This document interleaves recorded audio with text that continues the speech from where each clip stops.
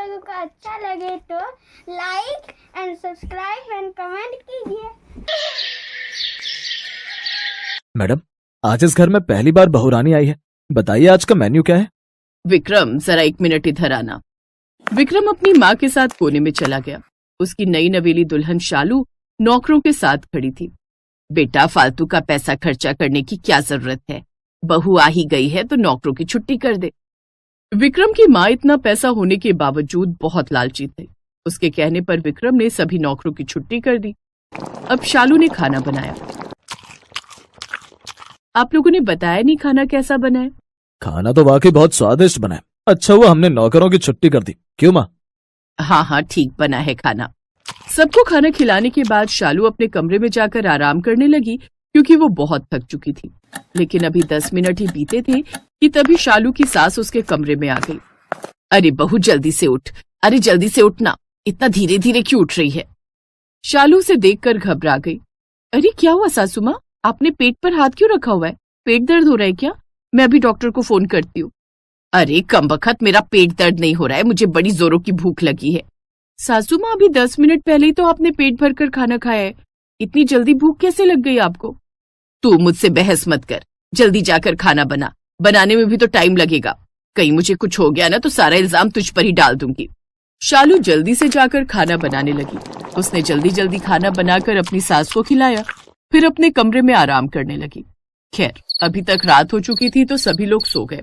सुबह शालू सबके लिए चाय लेकर आई, लेकिन उसकी सास भूख की वजह से तड़प रही थी। बहू, मेरे लिए जल्दी से फ्राइड राइस बना दे, मुझे बहुत जोरों की भूख लगी है, रात भर मैंने कुछ नहीं खाया। माँ रिलैक्स, शालू खाना बनाने जा रही है। मुझे लगता है आपको एक बार डॉक्टर को दिखा देना चाहिए। इतनी जल्दी जल्दी भूख लगती है, ये अच्छी बात नहीं है। अभी तक तो तूने ऐसा कुछ नहीं कहा था। बीवी के आते ही गुलामी करने लगा। चुपचाप अपने ऑफिस जा। विक्रम खाना खाने के बाद चुपचाप अपने ऑफिस चला गया। इधर शालू की सास को 10 मिनट बाद फिर से भूख लगाई। शालू ने फिर से उसके लिए खाना बनाया। दोपहर तक कम से कम शालू को 20 बार से भी ज्यादा बार खाना बनाना पड़ा, जिसमें वो बुरी तरह थक गई। सासू माँ, आप हर 10 मिनट में खाना खाती हैं, कम से कम मेरी थोड़ी मदद कर दीजिए। मुझे हर 10 मिनट में भूख लगती है, लेकिन तू खाना तो 1 घंटे बाद बना कर लाती है। तू अपनी सास से मदद मांग रही है। इतने बड़ी कंपनी के मालिक की माँ हूं मैं। सीधी तरह से जितना कहूं उतना कर, वरना अपने मायके चली जा। मेरा बेटा करोड़पति है, उससे कोई भी लड़की शादी करने को तैयार हो जाएगी। शालू ज्यादा बड़ा बखेड़ा नहीं खड़ा करना चाहती थी, इसलिए वो चुपचाप अपने कमरे में चली गई। कमरे में जाकर बैठी ही थी कि तभी उसकी सास ने अपनी ढेर सारी सहेलियों को बुला लिया। कितने दिनों बाद आई हो यार तुम लोग। आज मेरा बेटा घर पर नहीं है, फॉरेन ट्रिप पर गया हुआ है, तो हम लोग किटी पार्टी करेंगे। तुम लोगों को जो भी खाना पीना है, ये लो पेन पेपर, सब कुछ लिख दो, मेरी बहू बना देगी। मुझे तो मंचूरियन राइस खाने और साथ में एक मस्त वाली ड्रिंक होनी चाहिए। ऐसा कर करके सभी सहेलियों ने अपनी फरमाइशें पेपर पर लिख दी और शालू को पकड़ा दी उसकी सास ने। अब शालू घंटों तक उनके लिए अलग अलग डिशेस बनाने लगी। अब ये रोज का काम हो गया था। जब देखो तब वो अपनी सहेलियों को बुला लेती और हर 10 मिनट में खाना तो बनवाती ही थी उससे। इन सब से शालू अब बहुत परेशान हो चुकी थी। फिर एक रोज, सासू माँ, अपने आप को समझती क्या है? ये अमीर घर की है तो क्या मैं भिखारन हूँ? मैं भी अच्छे खासे खानदान की लड़की हूँ। पहले इस घर में नौकर थे, मेरे आने के बाद नौकरों की छुट्टी कर दी। ये कैसा जुल्म है? सासू माँ को लगता है कि दिमाग सिर्फ उन्हीं के पास है। अब मैं अपना दिमाग दिखाती हूँ आपको सासू माँ। पिंकी को फोन करती हूँ। शालू ने अपनी एक खास दोस्त पिंकी को फोन किया और उसे सारी बात बताई। फिर अगले ही दिन पिंकी करोड़ों की गाड़ी में शालू के ससुराल पहुंच गई। उसके साथ उसका ड्राइवर और 2 बॉडीगार्ड भी थे। ये सब देखकर शालू और उसकी सास बाहर आ गए। आइए आइए मैडम आइए, लगता है हम किसी गरीबी वाले इलाके में आ गए हैं। कौन हो तुम लोग? ये इलाका तुम्हें, ये एरिया गरीबों वाला लग रहा है। मैं करोड़पति हूँ।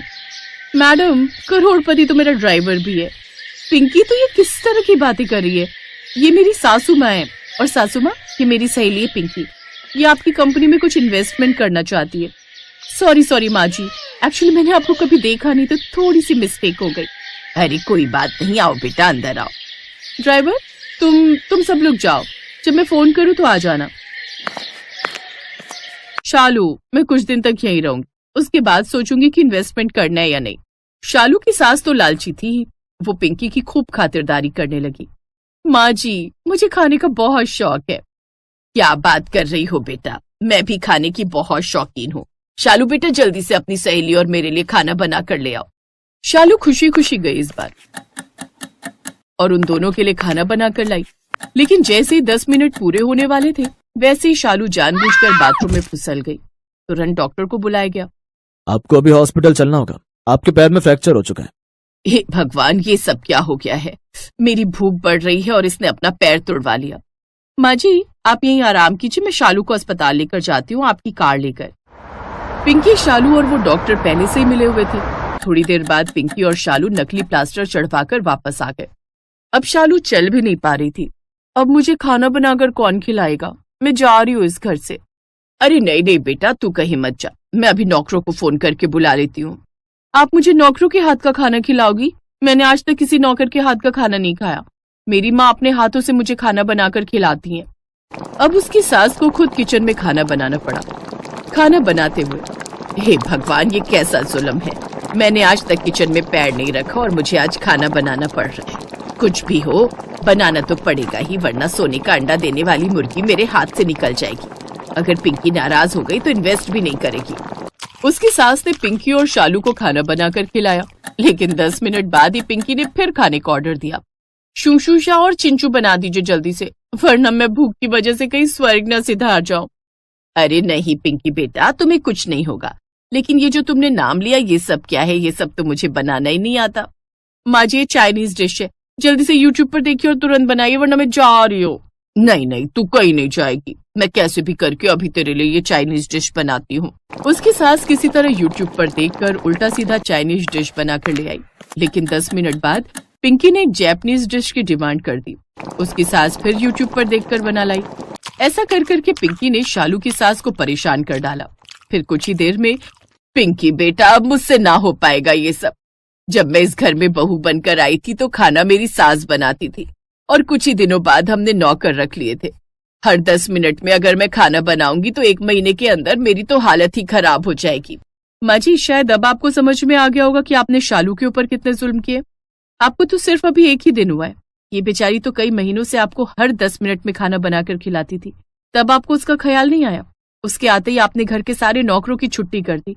आप शालू को बहू बनाकर लाई थी या नौकरानी बनाकर? उसे समझती क्या हो आप? वो किसी गरीब घर की लड़की है क्या? शालू बेटा आज मुझे समझ में आ गया कि तुझ पर क्या बीतती होगी। मैं दिल से तुझसे माफी मांगती हूँ। तू कहेगी तो मैं 2-4 नौकर फिर से रख लूंगी या मैं खुद तेरी खाना बनाने में मदद कर दिया करूंगी। इतने में शालू ने अपना सारा प्लास्टर खोल डाला। माँ जी ऐसे आंखें फाड़ फाड़ कर मत देखिए, ये सारा नाटक हम दोनों ने उस डॉक्टर के साथ मिलकर किया था ताकि आपको सबक सिखा सके। और चिंता मत कीजिए, आपको अपनी गलती का एहसास हो गया, इसलिए मैं आपकी कंपनी में इन्वेस्ट जरूर करूंगी। किसी अनजान कंपनी में इन्वेस्ट करने से अच्छा है कि अपनी सहेली की कंपनी में इन्वेस्ट कर दूं। जब विक्रम लौट कर आया तब तक उसकी माँ पूरी तरह से बदल चुकी थी। विक्रम ने फाइनली अपनी माँ को डॉक्टर को दिखाया, तब उसकी हर 10 मिनट में भूख लगने वाली आदत भी खत्म हो गई और सभी लोग खुशी खुशी उस घर में अब रहने लगे।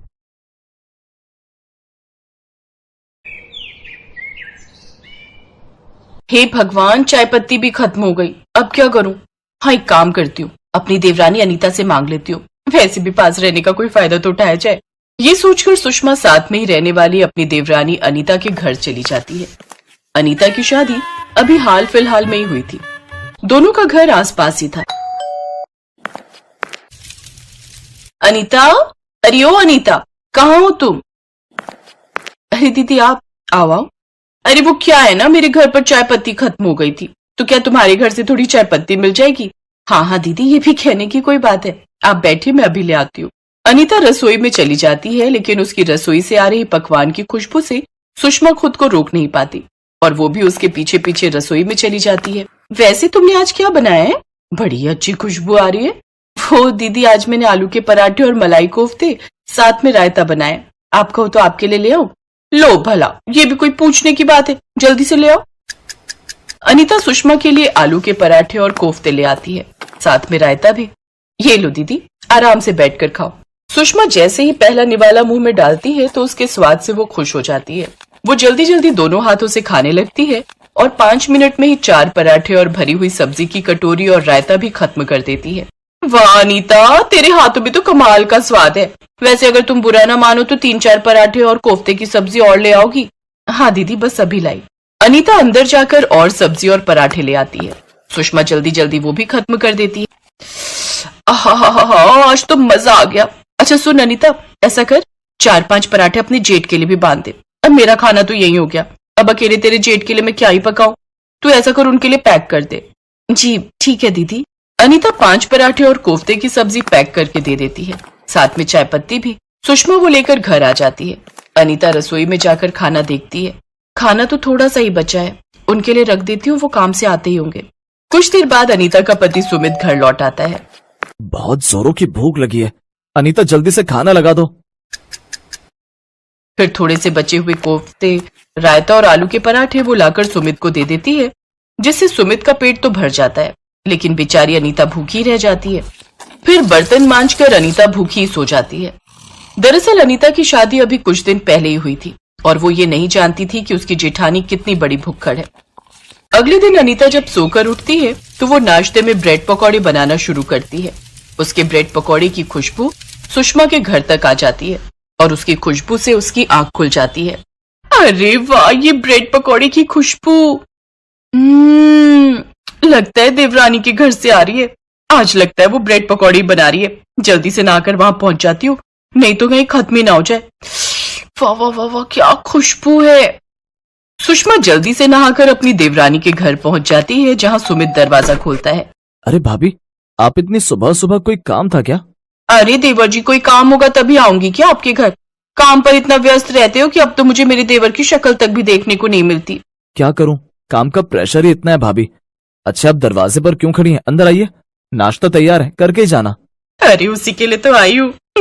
सुमित के कहते ही सुषमा झट से अंदर आ जाती है, जहां वो दोनों नाश्ते की टेबल पर जाकर बैठ जाते हैं। तभी अंदर से अनीता सुमित के लिए ब्रेड पकौड़े और चाय लेकर आती है। अरे दीदी, आप भी आए हो? हाँ, अब तुम जल्दी से इनके लिए भी नाश्ता ले आओ। जी बस अभी लाई। अनीता रसोई में जाती है और जल्दी से ब्रेड पकौड़े और चाय सुषमा के लिए भी ले आती है। ब्रेड पकौड़े देख सुषमा खुश हो जाती है। आहा, क्या स्वाद है इनमें। अनीता, सचमुच तुम बहुत ही टेस्टी खाना बनाती हो। 3 ब्रेड पकौड़े खाने के बाद सुषमा कहती है, देवरानी जी थोड़े और मिल जाएंगे क्या? स्वाद स्वाद में पता ही नहीं चला कि ब्रेड पकौड़े आखिर कब खत्म हो गए। इस तरह भुक्खड़ जेठानी अपने हिस्से का खाने के बाद अनीता के हिस्से का भी खा लेती है।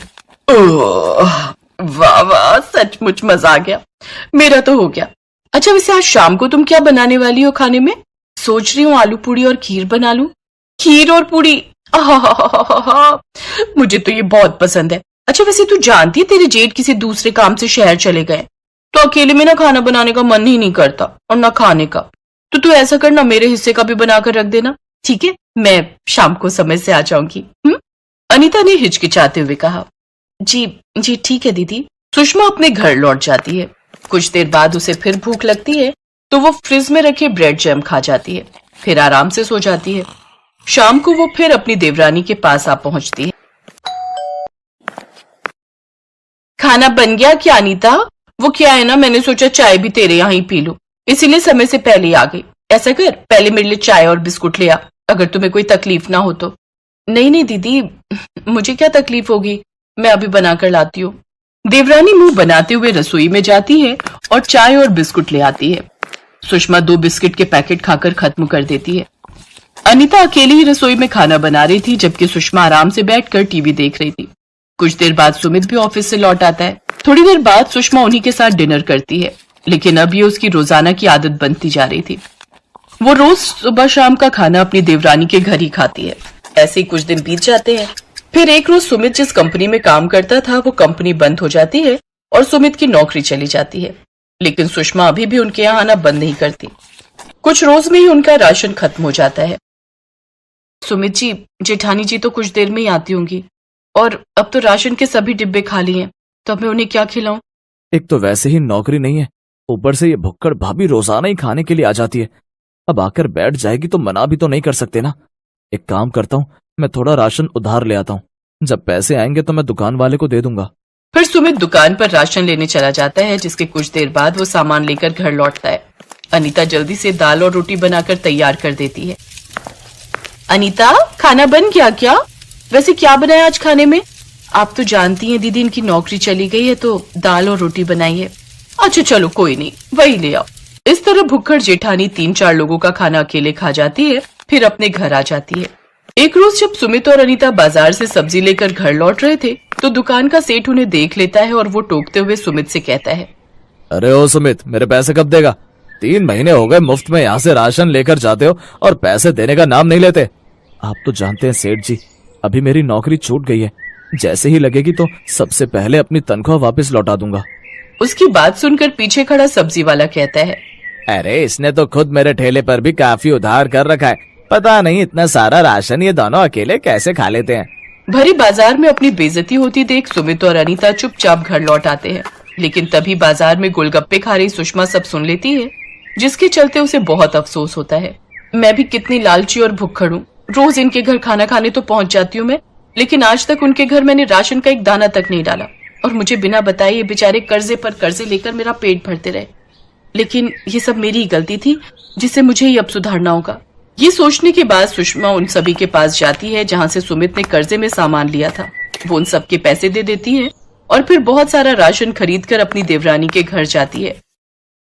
इससे तुम खाना बनाओ और मुझे भी खिलाओ। और हाँ, एक और बात, जब तक सुमित की नौकरी नहीं लग जाती तब तक तुम्हारे घर में राशन भरवाने की जिम्मेदारी मेरी। और हाँ, मैंने तुम्हारा सारा कर्जा भी चुका दिया है। अपनी जेठानी की करुणा देख अनीता की आंखों में आंसू आ जाते हैं और वो अपनी जेठानी के गले लग जाती है। सुमित के कुछ ही दिनों में एक अच्छी नौकरी लग जाती है और वो फिर से आराम से अपनी जिंदगी खुशी खुशी काटते